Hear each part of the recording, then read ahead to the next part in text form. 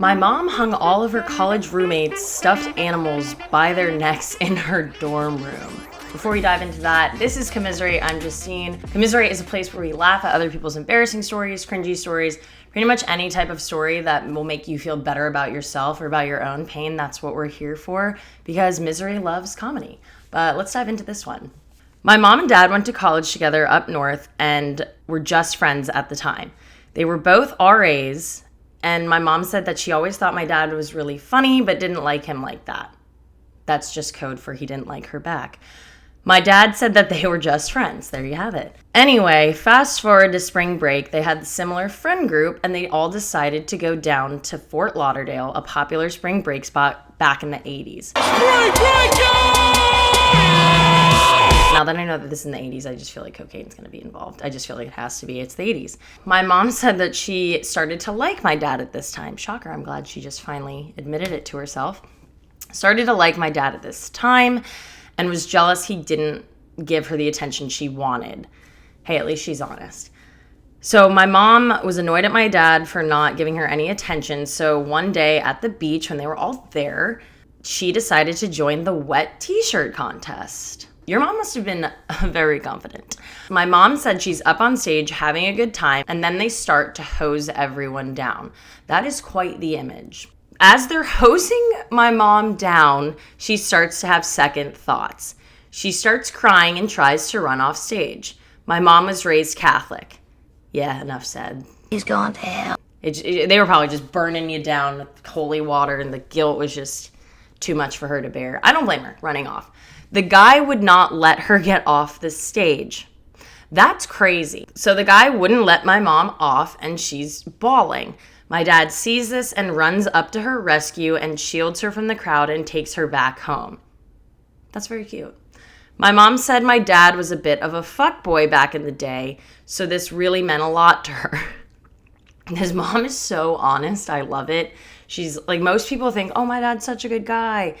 He's the best. He's always been a good guy. But no, this mom was like, no, your dad was a fuckboy for sure, for sure. But then he saw my rack and decided to marry me. That's not what they say. Let's keep going. My parents have been happily married for over 30 years. But unfortunately, my mom told me this story when I was 11. I'm not really sure what this means for modern dating. But hey, it's a fun story. 11's young. 11's young. I don't know if I would have known what a wet t-shirt contest is at 11. I was a little sheltered though. I don't know, maybe I would. It's close to being a teenager. It's an interesting parenting route for sure. But I think the biggest takeaway is that your dad saw your mom as a friend until he saw her. But I think the biggest takeaway is that your dad saw your mom as a friend until he saw her in a wet t-shirt contest.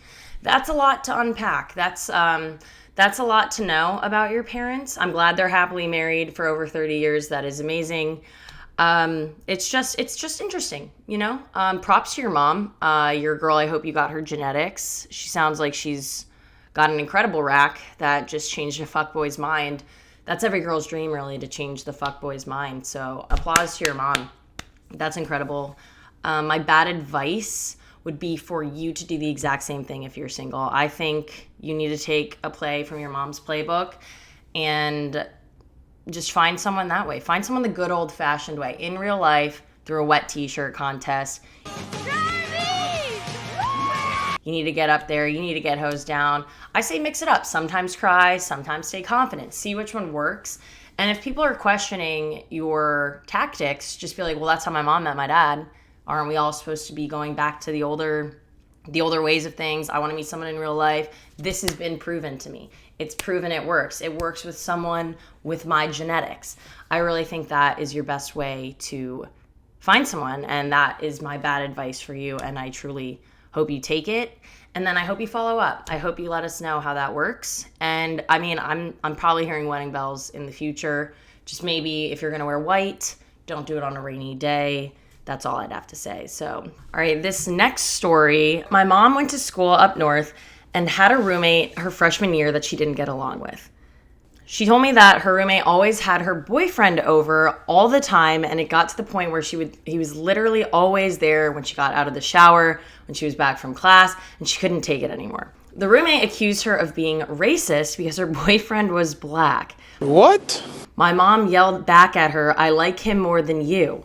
This mom sounds fun. Unfortunately, that didn't work, and she still had to continue living with this girl. My mom told me that this girl had a ton of stuffed animals on her bed. So one day when she was gone for the weekend, my mom decided to take all of these stuffed animals, noose them. That does now sound a little racist. Let's just say tie them up around their neck and hang them from the ceiling to send a message. This woman sounds like she's in the mob. My mom and her friend did it together. She said there were about 20 stuffed animals hanging from her side of the dorm room when she was done with it.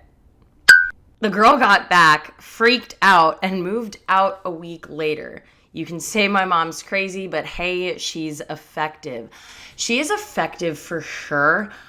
I don't know what I would have done if I was that roommate. I honestly think I'd be impressed, and maybe we would have become friends after this point. Did we just become best friends? Yep. I love this story. I think it's a clean way to deal with bad roommates. It gives a lot of insight to your mom. I hope you now know her better. And I think this was an effective strategy all around. Like, obviously it worked. She got the roommate gone. She probably got a room to herself, which is pretty sweet. I would have loved that freshman year. My bad advice for your mom at the time would have honestly maybe taken it a step further, maybe rip off some of the heads just to like send a clear, maybe get her out sooner than a week. But other than that, I really think that this was an amazing story. Honestly, the commiserate part might be better for your mom's old roommate. I wonder where she is now.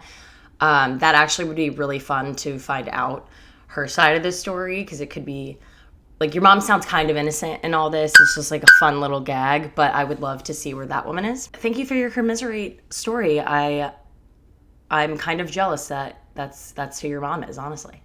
Thanks for listening to Commiserate.